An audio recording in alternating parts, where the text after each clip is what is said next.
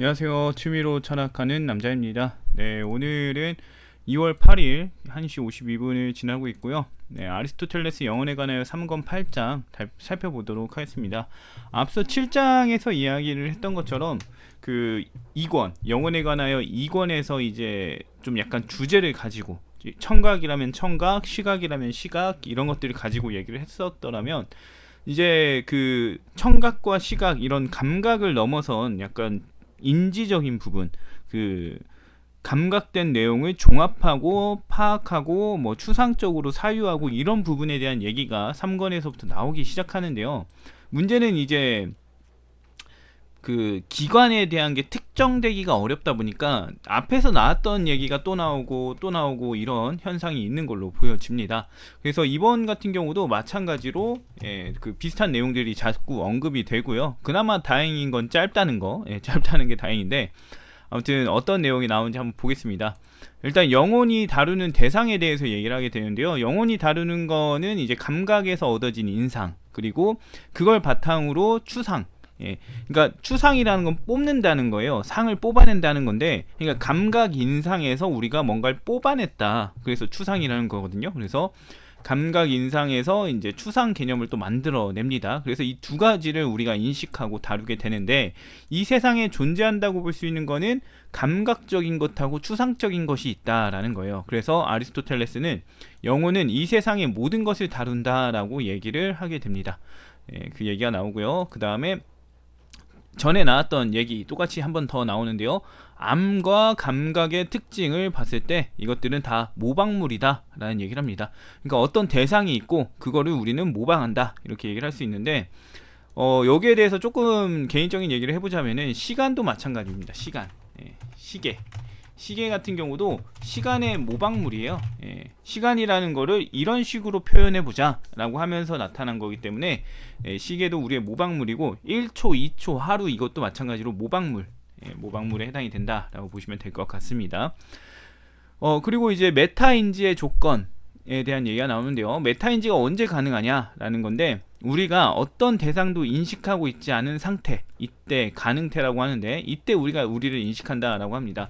그러면 이제 나올 수 있는 얘기가 뭐냐면, 내가 요리하고 있는 나를 생각하는 건 뭔가요?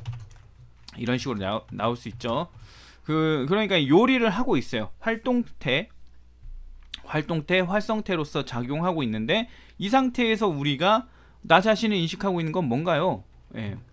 요리하고 있는데 이런 나를 생각하는 건 뭔가요? 이런 얘기를 하는 거죠. 근데 이게 뭐랑 같냐면은, 활동을 하고 있는 활동태로서 작용하고 있지만 그 상태에서, 그 순식간의 상태에서 나의 인지적 대상은 나 자신이 돼버리는 상황이 된다는 거예요. 그래서 요리를 어떻게 할지 이런 것들을 다루고 있다가 그 순간, 짧은 순간에 이런 나를 생각해봄이라는 거죠. 그러니까 요리를 하면서 요리에 대한 그 진행 방법을 말하면서 그 생각하면서 동시에 나를 생각할 수는 없다라고 볼 수 있는 거죠. 그래서 결과적으로는 우리가 메타인지를 하려면은 우리 자신, 인지하는 우리 자신이 일단은 어떤 것도 인식하지 않은 상태여야 한다라는 얘기를 아리스토텔레스가 합니다.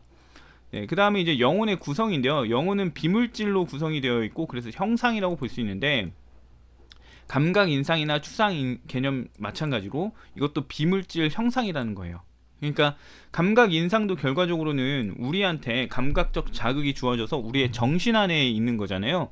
추상 개념도 마찬가지로 정신 안에 있는 거고, 그렇다 보니까 비물질적인 것이라고 하는 겁니다. 왜냐면은 감각 인상이 있다고 했을 때, 이제 아리스토텔레스는 돌을 가지고 얘기를 하게 되는데, 돌이 있다고 할 때 이 돌이 내 머릿속에 들어있는 게 아니지 않냐, 그냥 우리는 상으로서 가지고 있지 않냐 라고 하면서 이거는 비물질이고 형상이다 라는 얘기를 합니다.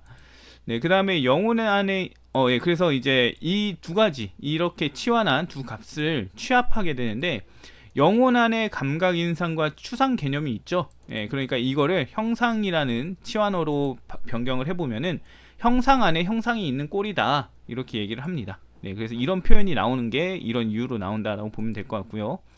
그 다음에 추상 개념의 의존성에 대한 얘기를 합니다. 추상 개념이라는 게 어떤 사물에 의존하고 있다라는 건데요. 당연한 얘기이긴 한데, 일단 보게 되면 어떤 물질적 대상에서 감각 인상이 나오고 감각 인상에서 추상 개념이 나온다. 추상이라는 건 뽑아낸다 그랬죠. 우리가 추상 감각한 것 중에서 이거는 이렇게 뽑아낼 수 있겠는데 이건 이렇게 취합할 수 있겠는데 하면서 나타나는 그 범주적 개념, 이런 것들이 이제 추상 개념이다라고 할 수 있습니다.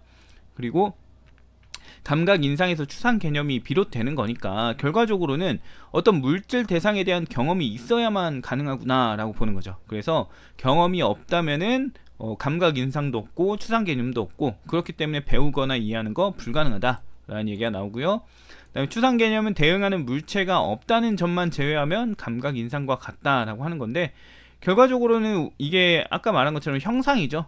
형상이라는 특징을 갖는데, 감각 인상은 어떤 물질적 대상으로부터 비롯됐다. 그래서 물질적인 상을, 어떤 물질적인 존재를 전제하고 있다라고 한다면은, 추상 개념 같은 경우는 감각 인상에서 추상되는 거라서 실질적인 대상을 두고 있지 않다라는 점을 언급합니다. 그 다음에 이제 상상과 진술의 차이에 대한 얘기를 하는데요. 상상 같은 경우는 사유로 구성된다. 이게 이제 상상이라는 말 자체가 어떤 자극, 이 물질적 대상 없이 나타나는 그 심상을 말하거든요. 인상이나 아니면 표상 이런 걸 말하는데, 그렇다 보니까 물체 없이 나타나는 거라 사유로만 구성이 된다라는 식으로 얘기를 하게 되고요.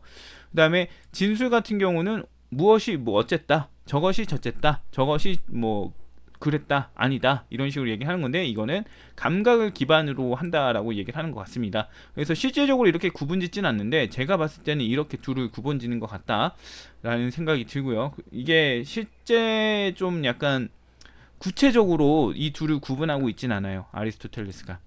그렇다고 보시면 될 것 같고, 본질과 심상의 차이인데요. 본질은 이제 첫 번째 것이라고 표현이 됩니다. 첫 번째라고 하는 거는 철학에서 있어서 존재와 관련해서 첫 번째 존재, 첫 번째 것이라고 한다면은 본질적인 것이 강합니다. 실체로서의 의미나 본질로서의 의미가 강해요. 그래서 이 본질과 심상이 비슷하냐 다르냐 이 얘기를 하는 거예요. 그러니까 우리가 예를 들어서 뭐 사랑이라는 어떤 그 이미지를 그렸다고 했을 때 이걸 심상이라고 할 수 있거든요. 사랑이라는 개념 자체도 추상적인 개념이고, 그래서 이것을 바탕으로 이런 어떤 이미지를 떠올리게 되는데, 그것과 관련된 본질이 또 있다라는 거예요. 이것들이 가능한 이유, 이것들이 사랑이라고 언급될 수밖에 없는 그 본질이라는 게 있는데, 이게 본질이라는 것도 결국에 심상일까 아닐까, 이런 식으로 생각을 해보는 거죠. 근데 본질은 아리스토텔레스가 봤을 때 심상이 아니다라는 겁니다. 제가 봤을 때도 본질은 심상이 아니라고 볼 수 있는데, 심상으로서 우리한테 파악되고 확인되고 이런 특징이 있는 것 같아요. 본질이라는 거는 심상이 아니다. 근데 심상이 없으면 존재하지 않는다라는 의미를 하는데, 이 결과적으로 본질이라는 거는 그 실체 개념으로 보게 되면은 그 이런 식으로 볼 수 있어요. 실체가 있고요. 그에 따라서 물체가 있고요. 그에 따라서 그걸 인지하는 인간이 있고요. 그에 따라서 인상이 생깁니다. 그 과정에서 이제 인상을 바탕으로 해서 우리는 이런 실체가 있겠네. 실체에 대해서 인식을 하게 되는데요.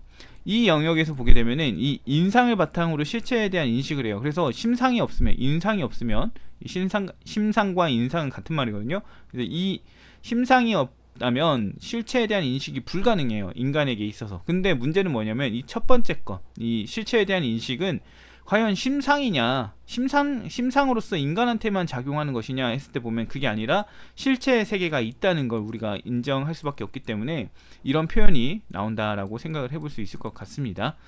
아무튼 영혼에 관하여 3권 8장은 짧기 때문에 이 정도로 정리할 수 있을 것 같은데 그다지 어렵진 않아요. 그리고 이제 좀만 있으면 3권 13장이 끝이니까 빨리 끝날 수 있는 시기가 다가왔다라고 볼 수도 있을 것 같고요. 아무튼 오늘은 여기까지 하고 다음에 또 다른 얘기를 가지고 찾아오도록 하겠습니다.